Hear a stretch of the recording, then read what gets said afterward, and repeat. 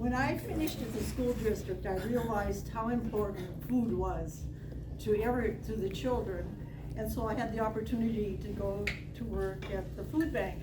But I would say that everyone in Butte feels the same way I do, because our food bank is the most successful food bank in the state. And you probably don't watch the figures, but whenever we have a statewide drive, we win. We win by 10,000 or more in money and in food. So you can say a lot for us because we're the smallest of the large cities, and yet we do. So we all feel the same way. So it's really easy working at the food bank because you hardly have to do anything. I mean, you volunteer, but you don't have to raise money too much.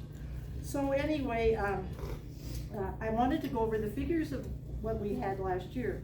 Our donated food was 632,384 pounds. Outgoing food was 701,654 pounds.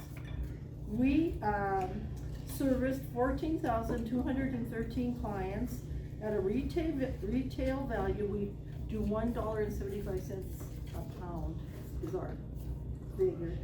188,000. I don't even know how to read this. 53. Okay. Over $1 million. At the home, we have the homeless community meals up at KC, and KC donates our the place, and we pay for a cook, and then we donate the food, and it's on Tuesday and Thursday, and that served 6,300 clients last year. So we started the empty bowls because they were starting them in most of the food banks, and we got 3 principals together, the principal from Kennedy, West, and Emerson. No, Lincoln, Kennedy, West, Emerson, that's right. And the reason we got those is at that time they were below the government guideline for poverty, and that's the way we did it. Right now, every single school gets it because of that, or else they did away with it. Well, and Kathy talked to the 3 principals, and they were on board with it, but she didn't want the money to be taken out of the general fund that we have. So she wanted us to come up with a fundraiser. So we had this one little potter named Zhao who was in town, and she told us about one that was done in her small town in Minnesota, and it was making bowls like these, and then serving soup. Not serving soup in these bowls, but just this was the stimulation, was buying a bowl. So we decided to try it, and we had it, the first one at the Front Street Station. We ran out of soup, we ran out of bowls, and we thought, whoa, look, nobody will probably come next year, so then we moved it to the Civic Center. And every year we have raised more money, which is really interesting. And last year was nearly $60,000, which mostly is spent now, because these are the packs that we buy. They're already pre-packaged, and when we started, it was $3 for these, and now they're $5, and she thinks they're gonna go up to $6. And the way these work, we order them, and I think from Kentucky, and they come in pallets, so they're at the food bank, and then the schools, we bring them to the warehouse, and the warehouse brings them around to each place. So how they get to the schools is volunteers from the high school, kids from the high school, on Friday, take one period and go to the school, because they've delivered the number to each school. Yeah. And they'll drop those in a backpack in the hallway so that the kids so don't know that I somebody want to tell you that gets story. it. When we started this, the idea was the anonymity, because they thought the kids don't care a bit. They're so happy with it. When we first started, I went to Kennedy and Emerson every week. And Kennedy was easy because they had little cubbies. So all we had to do was stick them in the cubbies. But Emerson had no way to do that. And so she had to this is what she would do, and we would do it out of the music room. We'd have these there, and she'd say, backpack time, and you could hear it throughout the whole school, the roar. They were so excited. They could have cared less. about who knew that they had a, Yep. you know, they do not care. Right. And, there would be some comments like, I have to hide this from my little brother, or I have to hide this from my mom and dad so I can have it, so. But anyway, and in those cases, most of the principals would contact, if they knew that that was happening, and they would give them more than one backpack to take home. Because, you know, naturally, but these are heavy for little kids to take home, there's quite a bit in here. So anyway, and we also give them out in the summertime, and on Fridays, the school bus goes to each of the parks and they give them out, so. And that's done through Action Inc., takes care of them, so. Anyway,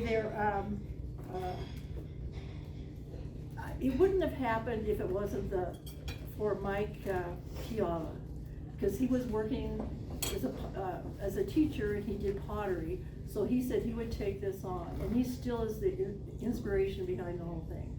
Now they have a big group of potters, and they spend about 4 weekends making pots, and then some of his students from the high school would also make pots. Well, he has retired, and the new art director isn't into doing that, so he has started his own pottery business, and it's a guild, and it's called Hungry Hill Pottery, and it's under in the Phoenix building where that art studio is now. And he and his same group of artists made all the ones for this year. We wondered if it was going to go or not, but it did.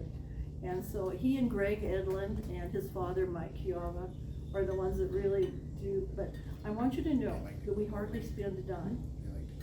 Every single thing is donated. The clay is donated from St. James Hospital. I call for the soups, and they just immediately say yes to the restaurants. And it's gotten to be kind of a game with them. They want to outdo each other with the soups, and so they, you know, so the soups are just getting exotic. So, yeah. and then you hear the people there, oh, that soup was so good, so somebody runs it. And you can have as many, it's in a little paper cup, so you can have as many tries as you want. And so they get cup, soup and rolls and dessert and coffee or water. So anyway, and entertainment. But it's gotten to be a really big event. Last year, we were worried because of COVID, but nobody worried about COVID. And it was interesting. People stayed around after and visited. You know, they didn't leave. It was very social. So it's really going to be a big event, but actually we hardly spend a dime. The Civic Center arranges for 3 people to underwrite the Civic Center. So 3 businesses, usually different businesses every year. And if you look, I put those little thingies out. That's what we do. There's a list of the potters, a list of the volunteers, a list of the people that have donated things. And these are from last year. So they're little table tents. So anyway, you can just see all the people that were on it. And it actually runs itself now. Everybody that had a job knows what they're doing. It's a very amazing fundraiser.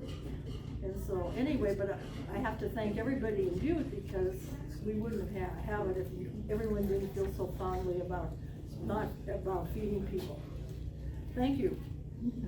Do you have any questions? I'll try to answer. Do you have tickets? I do have tickets.